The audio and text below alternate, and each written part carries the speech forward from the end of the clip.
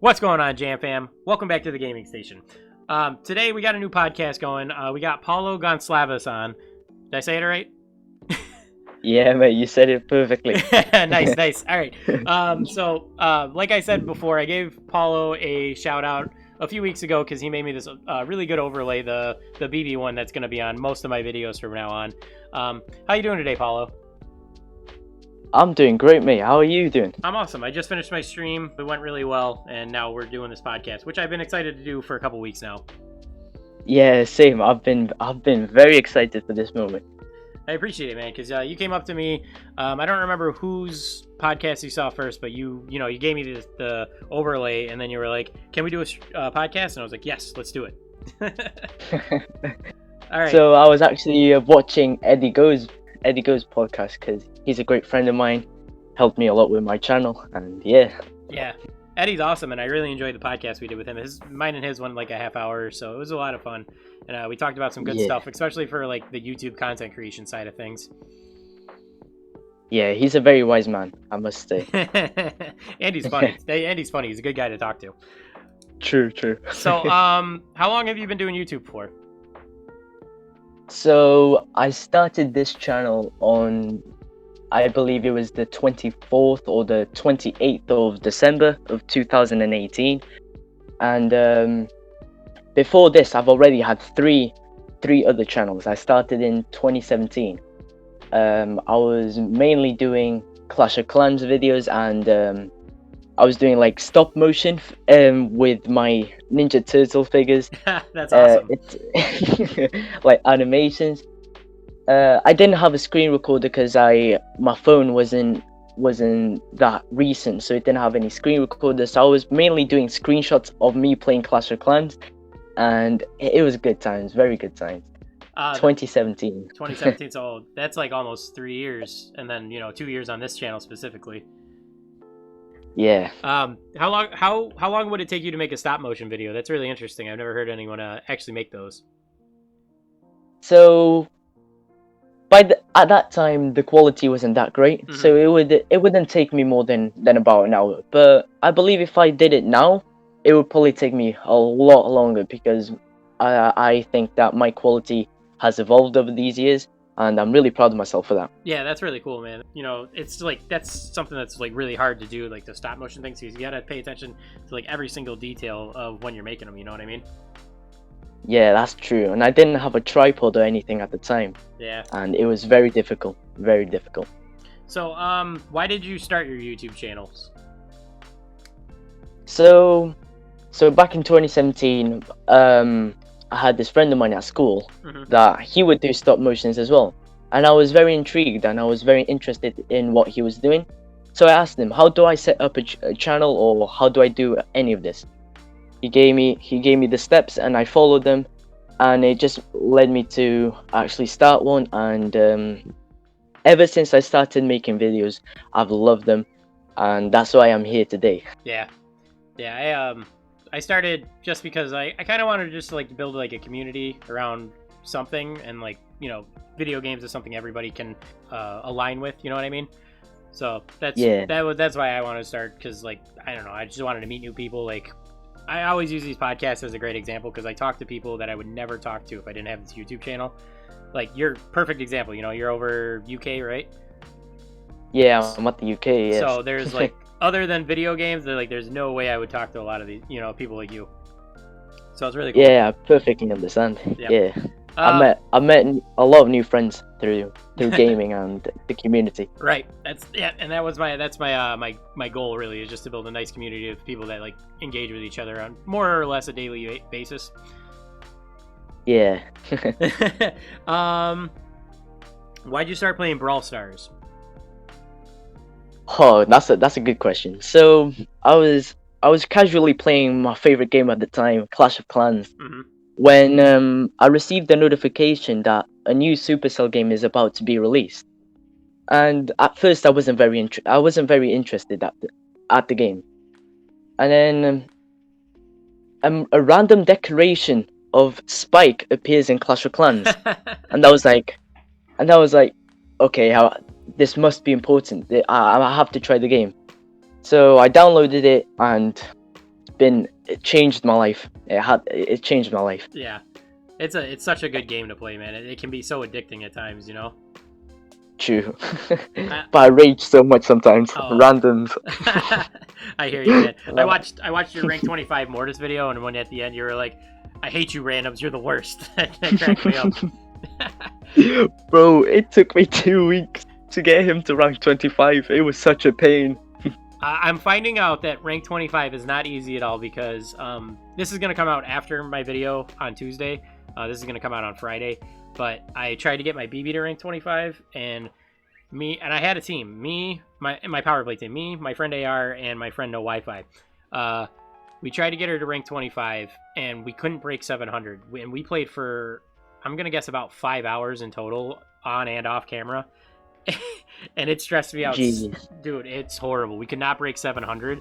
We got stuck at 650 for the longest time, and I finally threw in the towel. And I don't know if I'm going to do another rank 25 video because it stressed me out the entire time, and I didn't have fun playing that way. Bro, I feel your pain. Yeah. I feel your pain. I don't know if you watched any of my other gameplay type videos where I do commentary with it. I love making fun of myself when I mess up.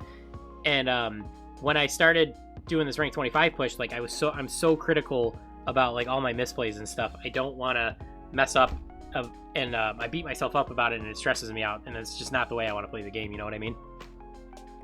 Yeah, but at least you're somewhat losing with fun. You're mocking yourself, so it kind of involves a bit of fun with it. Yeah, at least when I do my normal gameplays, that's when I am. But when I was doing this rank 25 push and I'm like super hyper focused, I beat myself up about it, and that's why I'm not having fun. You know what I mean? Yeah, I completely understand. Yeah. And then you become bored of the brawler as well. Right. And like I don't think I've used Mortis ever since. That sucks. So that's another thing. I don't want to get burned out on BB. Like, I love playing her, and I got super good with her. Just from playing her nonstop for 5 to 6 hours. But at the same time, it's like my friends are pivoting to try to work our team comp, and I'm stuck in this one role. You know what I mean? Yeah, that also affected it a lot. Yeah. So, but your push ended up with success. So I mean, that's cool, you know. Yeah, I previously pushed Jesse to rank 25 before Mortis. This was like 1 year ago, and that was one of the greatest experiences of my life. It was so fun. Did you do that with randoms too? No, I did it with my EDT members. Oh, okay. Yeah, my best friends. Nice, yeah. nice. So I noticed a lot of your videos, not a lot, but there's a good chunk of videos that are like reaction type videos. So like you had one to like a lot of the Brawl Talks, and then the Barley animation, which I believe is one of the best videos on your channel, in terms of views. Do you find those do very well on your channel? Yes, definitely. That's one of the main reasons why I continue to do them. Recently, the Barley animation one overtook my first most viewed video, which was like at 2.3k views, which wasn't even Brawl Stars related, and it recently overtook that, and I was very, very proud and felt very achieved. Yeah, if that makes sense. Mm-hmm. Yeah, I don't know if you know him, but I had Nabil on my channel a few weeks ago. And he was actually a guy who did a meme of the Brawl Star of that animation, and that popped off for over 1 million views. Jeez, that's a lot. Back to your reaction videos. What inspired you to start doing those anyway? To be honest, yeah, I can't really explain this one. Like at the start of this channel, I used to do reactions to fails and funny videos. Okay. But and I liked the mood that those type of videos gave out to myself. So I thought I'd bring it back and do more reaction videos. And the fact that they get the most views on my channel makes me very happy. Yeah. And that's probably one of the reasons why I still do it. Yeah, that's a big motivator when stuff actually performs pretty well. Definitely. I noticed you tried your first short, I think yesterday or the day before you put it up. Yes. Yeah, shorts have been doing very well for me. I have one that has over 30,000 views, and then I have another one that's at 10,000 views.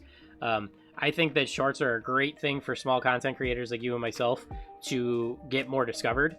And I think you can't monetize the watch time on them, unfortunately, but I do think just to get the eyeballs on your channel and to pull in the possible subscribers, I think it's a great tool.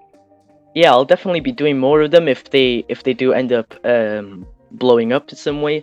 They're quite easy to make and quite fun as well. Oh, word of advice. It takes about 2 days for the YouTube algorithm to pick it up as a short. So it's going to start off slow. It might perform just as well as, your average video. And then after 2 days, if YouTube picks it up as a short, it'll take off from there. And you'll probably get at least 300 views on it. If not, the sky's the limit from there. Ah, I see. Just because I only got around 17 to 18 views on it at the moment. Yep. Yeah. So like I said, it takes about 2 days for YouTube to pick up on it being a short. Oh, that's great. That's great. Yep. Good to know. So you've also done a few live streams on your channel. Do you prefer making like on-demand videos, like editing and all that, or do you prefer to live stream? That's a tricky question, I must say. I'd probably say that making videos is my favorite out of all of them, because I've been doing it for so long that it's become an addiction for me, if that makes sense. And although live stream is very fun, it's the fact that I get to interact with the community directly. It's very fun to see them just commenting on me messing up in the middle of a game, or them giving me props, or celebrating with me a victory. It's very fun. Yeah. But I would say that videos is my favorite because I've been doing it for so long. Yeah, I think I'm leaning more towards live streaming being a little bit more my cup of tea. I really enjoy talking with people, like one-on-one directly, even though, there's like a 5-second delay, but whatever. It's like the live stream, it's less time consuming in the sense that you don't have to pre-record everything and then edit it. And then you gotta wait for it to perform. It's just everything's happening right then and there, and you kind of gotta be a little more comfortable in your skin. You know what I mean? Yeah, it makes a lot of sense. I can definitely see I definitely see where you're coming from. Yep. Editing does take a lot of time, and you gotta sort your time out perfectly, and you gotta be organized. Yeah, I think that's the one thing I struggle with editing is trying to figure out the most efficient way to do it. True, it can be complicated sometimes. Yep. So, like I said earlier, you made that overlay for me. What do you use to make your graphic designs? Like your thumbnails are like, in my opinion, your thumbnails are on point. Like they're very, very nice looking and very clickable. And then that overlay obviously is really good. What software do you use to make your graphic design stuff?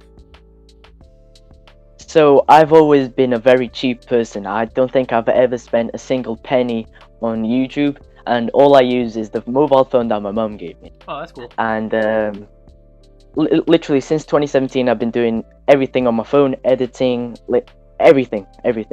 Oh, that's and so I'm not sure if this is available for iOS, but on Android I use Pixellab.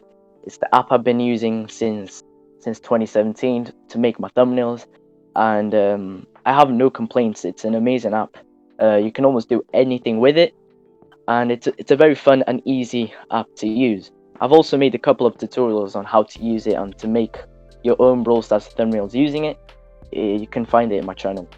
All right, I'll leave a link down in the description for those too, as well as your channel, obviously. So you use Pixellab. That's cool, man. It takes patience to edit stuff like that, like videos and editing like graphic stuff. It takes patience to do that on mobile. Personally, I don't have the patience for it because I can't deal with touch controls. Yeah, I think I got one of them pens that you can use to touch the screen. Oh, if that makes any sense, and that helps a lot. Oh yeah, definitely.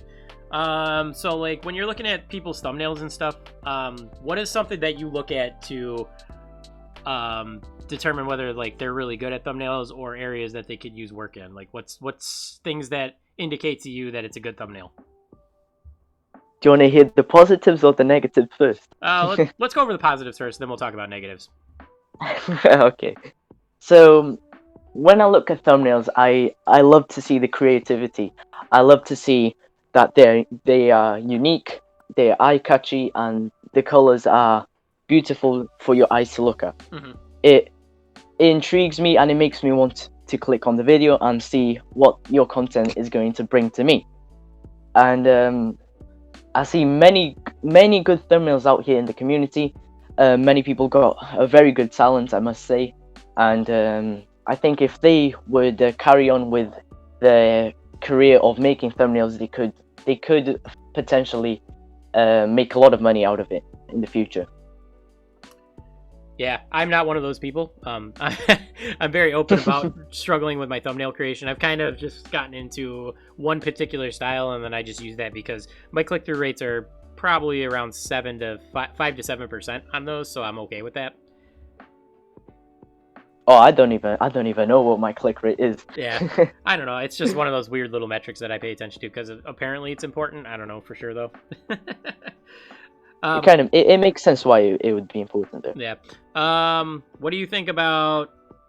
So what are the negative things that you think about thumbnails? The negatives are when people use other people's thumbnails. This hasn't personally happened to me, but I constantly see channels reusing their thumbnails or other channels stealing thumbnails from other channels, and that truly annoys me. And another type of thumbnail that I completely dislike. I'll probably send you a couple after we're done with our conversation. Okay.